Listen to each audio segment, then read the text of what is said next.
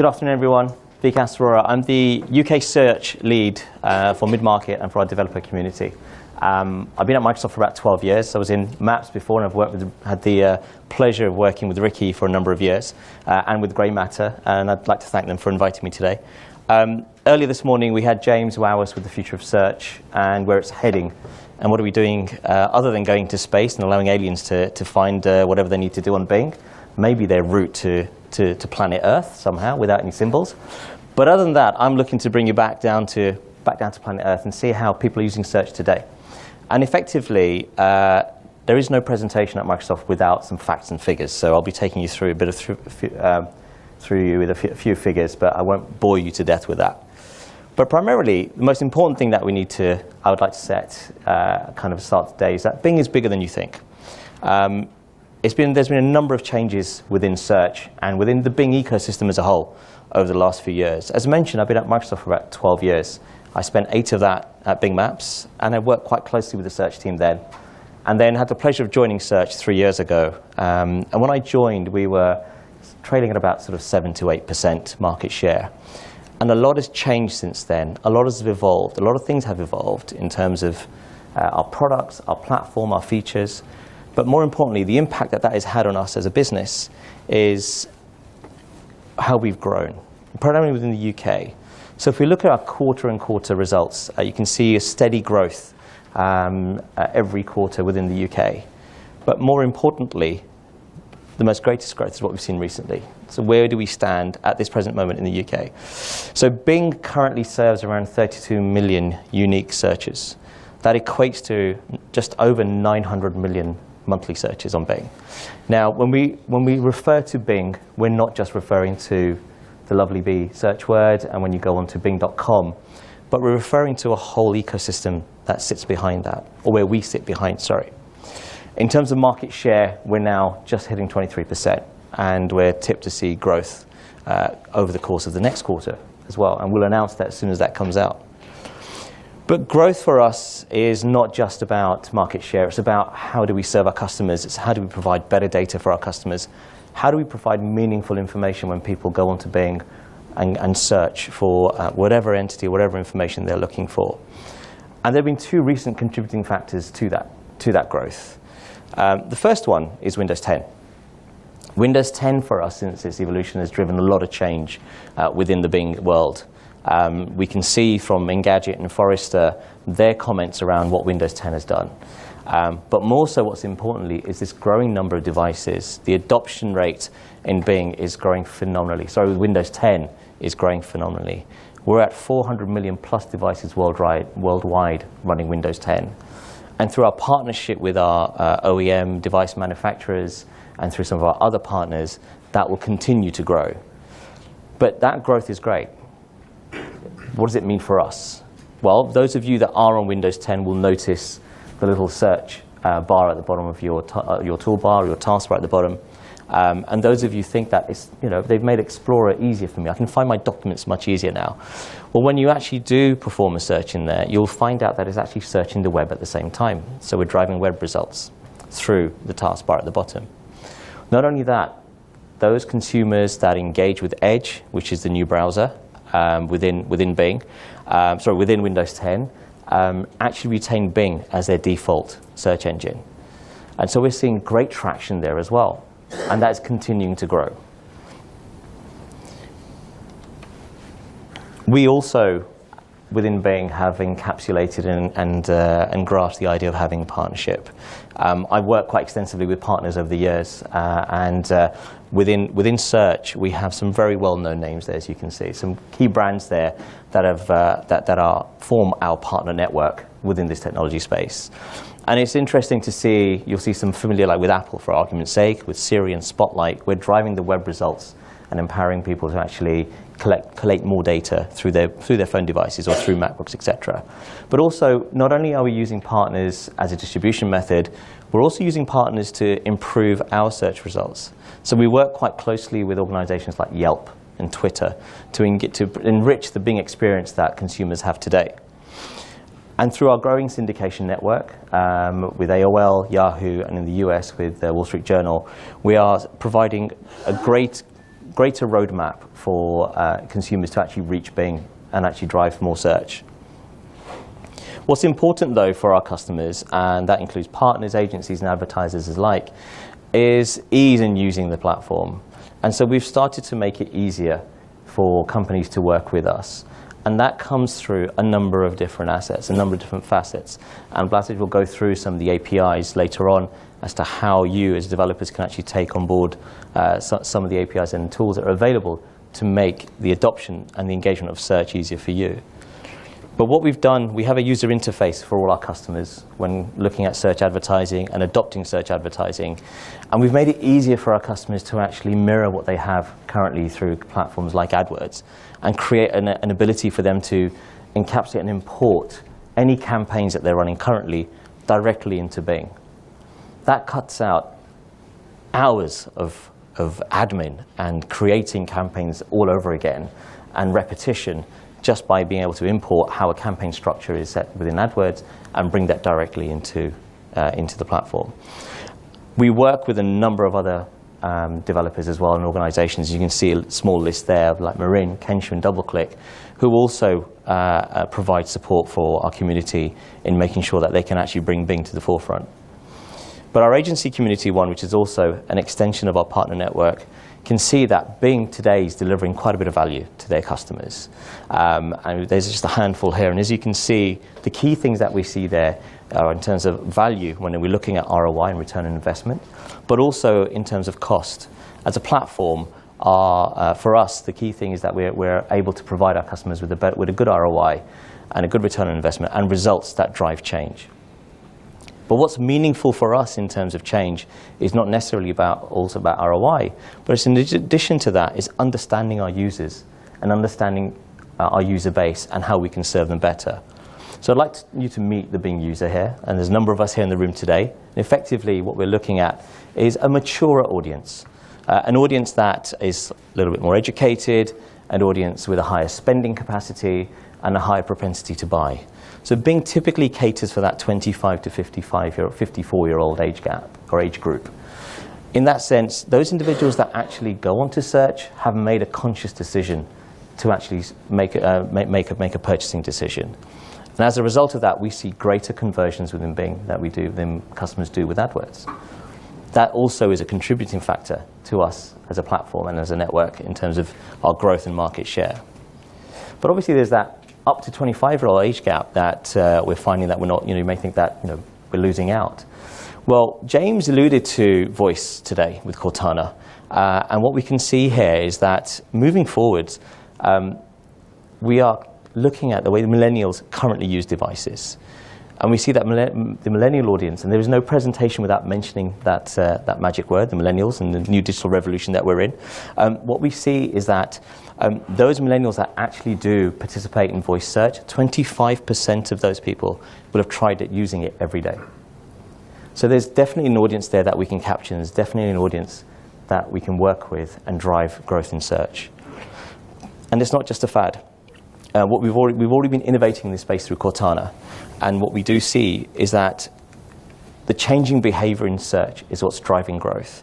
Typically with text search, we're looking at 1 to 3 words as a focus point when we're driving search, but voice is more of a conversation.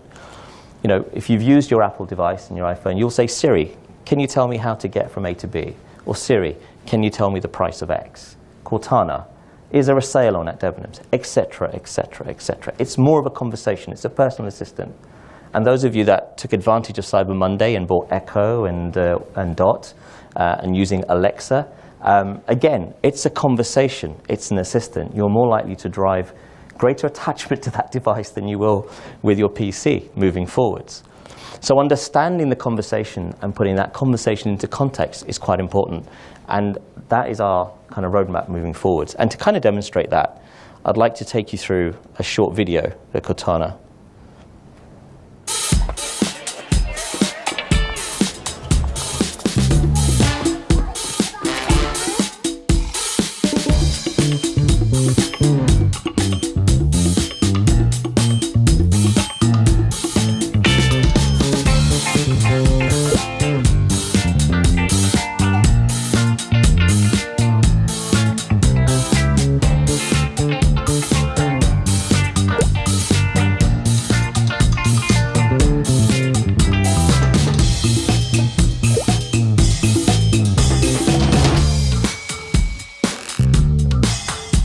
Cortana, I want to dress like this. Can you help me find it?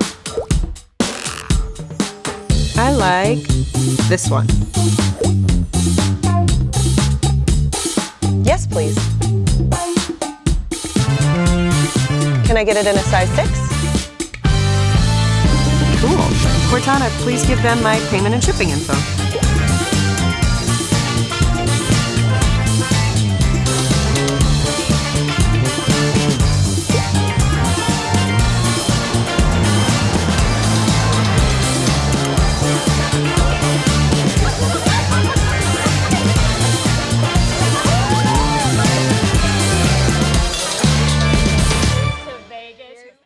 What you saw there was that consumer behavior of both text and conversational speech with Cortana, and Cortana is able to cater for both. And we're hoping that's the way Cortana is going to go, becoming more predictive, more of a friend and assistant that you can derive value from. So we'd like you as developers to join us and be a part of that journey. And as part of that, we've created a number of different tools and a number of different APIs that you can work with across the whole board of Bing. I won't delve too much into them. I don't want to steal Blazej's thunder today. But just to give you a very short taste, and I'll make sure that the links to this are available to you. We have developer resources for Cortana. So as a group of developers, you can take advantage of the APIs and what you see there and start looking at solutions that embed search and embed voice and embed the digital assistant. We're doing a lot of work in the back end as well around understanding the behavior of consumers by looking at Cortana analytics and how do you make changes to the way that we provide information.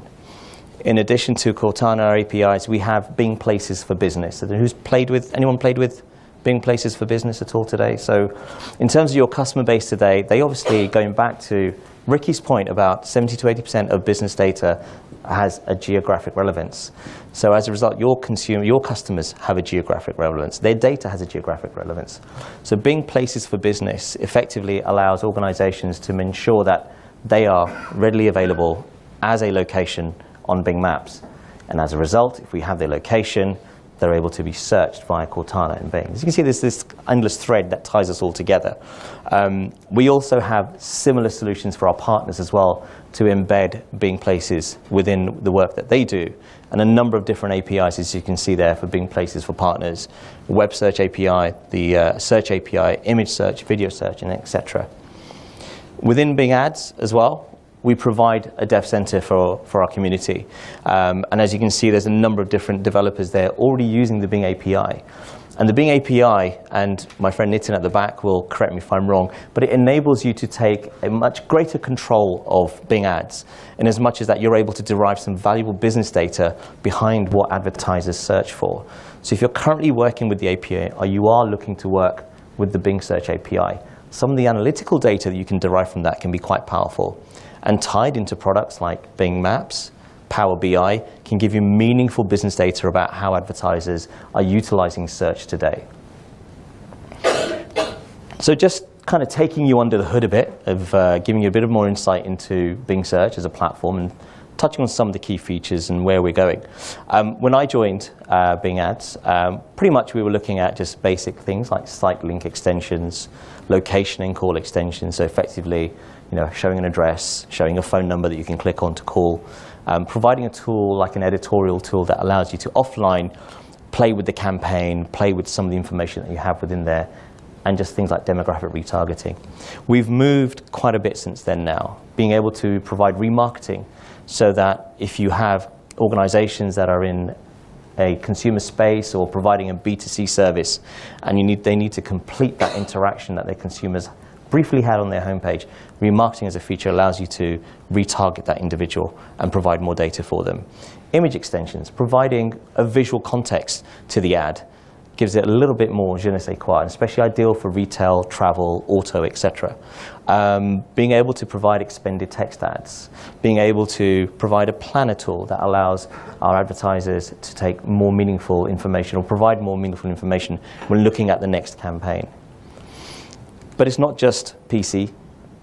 We're also within the mobile space as well. And if I go back to our partner slide there, you saw that Amazon Kindle Fire HD, and with Apple, we have a growing partner network in the mobile space, and we're not just limiting ourselves there, but ensuring that we have key features like location extensions, call extensions, and image and shopping ads, which is obviously a big thing at the moment leading up to Christmas, is becoming key.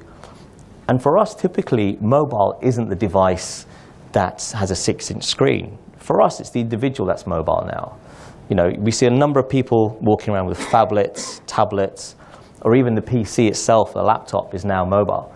So we cannot necessarily say that a mobile device is something I can make a call on. I mean, I can make a Skype call, a FaceTime call through a PC nowadays.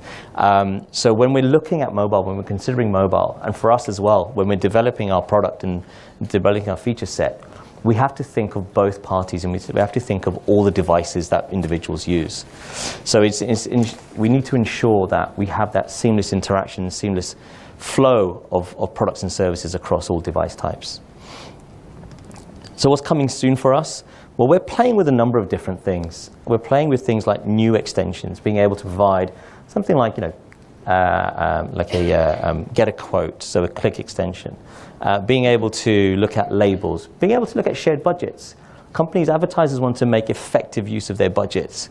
So we take someone like Audi.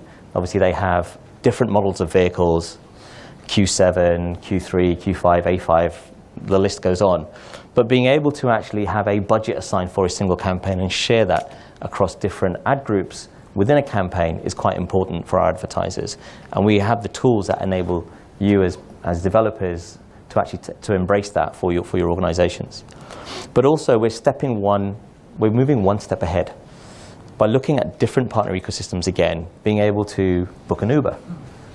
Once, you know, if I find my local Debenham store or my local House of Fraser, I'd now like to book an Uber directly through the ad. So being able to get a ride while I'm planning my shopping trip. So we're trying to make that user journey somewhat easier as we move through the campaigns.